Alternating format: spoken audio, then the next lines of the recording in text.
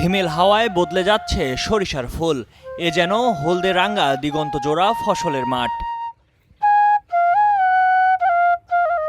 পাবনার সকল উপজেলায় চাষ হচ্ছে সরিষা।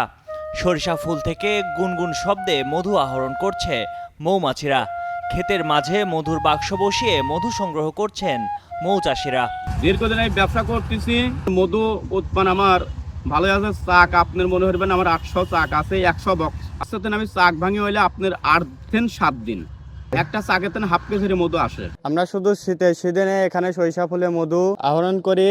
আমরা আমাদের সিজন দুইটা, এটা হলে সরিষা ফুলের মধু আর একটা আছে নিচুর ফুলের মধু। আমন ধান ঘরে তোলার সঙ্গে সঙ্গে একই জমিতে সরিষা চাষ করছেন পাবনার বিভিন্ন অঞ্চলের কৃষকেরা।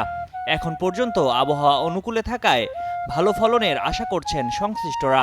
সরিষার ক্ষেতের পাশে শত শত মধুর বাক্স বসিয়ে বিশেষ পদ্ধতিতে মধু সংগ্রহ করছেন মৌচাষিরা। আবার অনেকেই এখান থেকে কিনছেন মধু। আমি এসেছি আমার বাসা পাবনা শহরে। আমি শহর থেকে এখানে আমার এক আত্মীয়র বাসায় যাচ্ছিলাম, তো চলতি পথে দেখলাম যে এখানে প্রাকৃতিক পরিবেশে মধু সংগ্রহ করা হচ্ছে। তো আমার মন চাইলো যে একটু দেখি।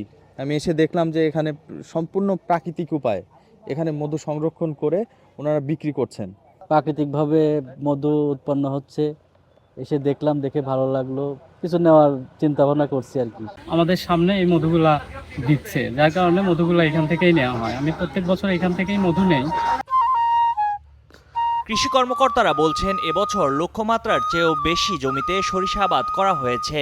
বিশেষ করে উন্নত জাতের বীজ ব্যবহার করায় ভালো ফলন আশা করা হচ্ছে। লোকাল যারা কৃষক তারা অত্যন্ত হ্যাপি, কারণ এই উৎসব স্থাপনের ফলে তাদের পরাগায়ন হতে সরিষার ফুলের এবং ফলন 15 থেকে 20% বেড়ে যায়। তাছাড়া স্থানীয় জনগণ খাঁটি মধু কিনে খাচ্ছে 300 থেকে 400 টাকা কেজি দরে। তারা পুষ্টি চাহিদা হচ্ছে আর মৌচাষিরা লাভবান হচ্ছে। আমরা আশা করি আমাদের ফলন 15 থেকে 20% বৃদ্ধি সহ যারা মৌচাষী এসেছে তারা প্রায় 4 থেকে 5 কোটি টাকা তারা প্রফিট করবে এই সিজনে মধুর আগ থেকে।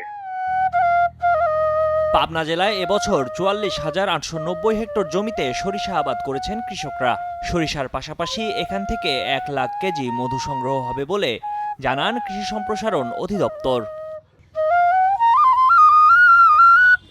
পাবনা থেকে মোহাম্মদ রাজীব জোয়াদ্দারের পাঠানো ছবি ও তথ্যচিত্রে ডেস্ক রিপোর্ট, ময়ূখ ইসলাম, কালের কণ্ঠ।